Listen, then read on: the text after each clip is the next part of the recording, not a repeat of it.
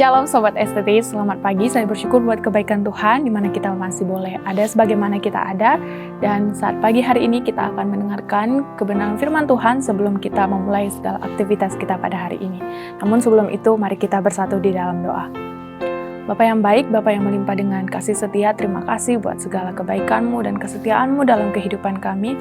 Engkau masih membangunkan kami pagi hari ini, dan kami masih boleh menghidupi hari yang Engkau beri dalam kehidupan kami. Terima kasih, dan kami mau memulai aktivitas kami, namun sebelumnya kami mau mendengarkan kebenaran firman-Mu. Dalam nama Kristus Yesus, Juru Selamat kami yang hidup. Amin. Saudara-saudara, kita tahu bahwa garam dan terang adalah kedua hal yang bermanfaat bagi kehidupan. Dalam keseharian kita misalnya, kita tahu bahwa garam biasanya digunakan untuk memasak, untuk mengawetkan makanan, dan dia memiliki manfaat-manfaat yang baik dalam keseharian kita. Begitu juga dengan terang.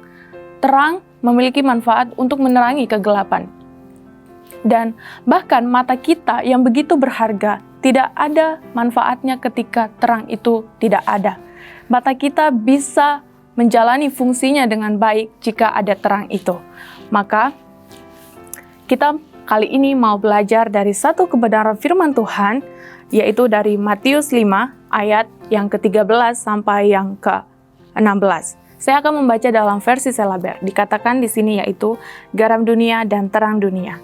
Kamu adalah garam dunia. Apabila garam menjadi tawar, dengan apakah garam itu dapat diasinkan? Tentunya garam itu menjadi tidak berguna lagi, lalu dibuang dan diinjak-injak orang, bukan? Kamu adalah terang dunia. Kota yang letaknya di atas gunung tidak dapat disembunyikan. Lagi pula, tidak ada orang yang menyalakan pelita kemudian menutupnya dengan tempayan. Sebaliknya, ia akan menaruhnya pada kaki pelita sehingga dapat menerangi semua orang yang ada di rumah itu. Demikian pula hendaknya terangmu bercahaya di hadapan orang, supaya mereka melihat perbuatanmu yang baik, lalu memuliakan Bapamu yang di sorga. Amin. Seperti yang saya katakan tadi, bahwa garam dan terang memiliki manfaat yang baik.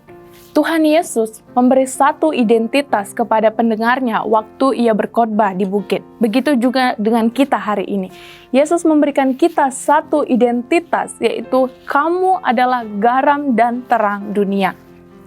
Itulah identitas yang diberikan Yesus kepada kita. Nah, berarti Yesus memanggil kita untuk menjadi bermanfaat bagi orang lain. Untuk menjadi bermanfaat dalam hal-hal yang baik tentunya. Dalam hal apa? Dalam perkataan kita, dalam perbuatan kita, dalam tindakan kita, dalam pikiran kita. Dan itu berarti bahwa keseharian kita dipanggil untuk melakukan hal-hal yang baik. Cara hidup kita, berbicara, bagaimana kita memperlakukan orang lain, dan bagaimana orang lain dapat melihat kita. Kita dituntut untuk bermanfaat bagi orang lain. Dan Yesus memanggil kita bukan hanya bagi orang-orang di sekitar kita.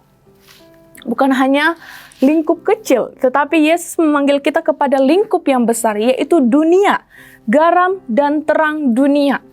Bukan hanya garam dan terang di tempat pekerjaanmu, garam dan terang di sekolahmu, garam dan terang di kampusmu, tapi untuk dunia. Itu berarti dimanapun kita berada, Yesus mau kita bermanfaat bagi dunia.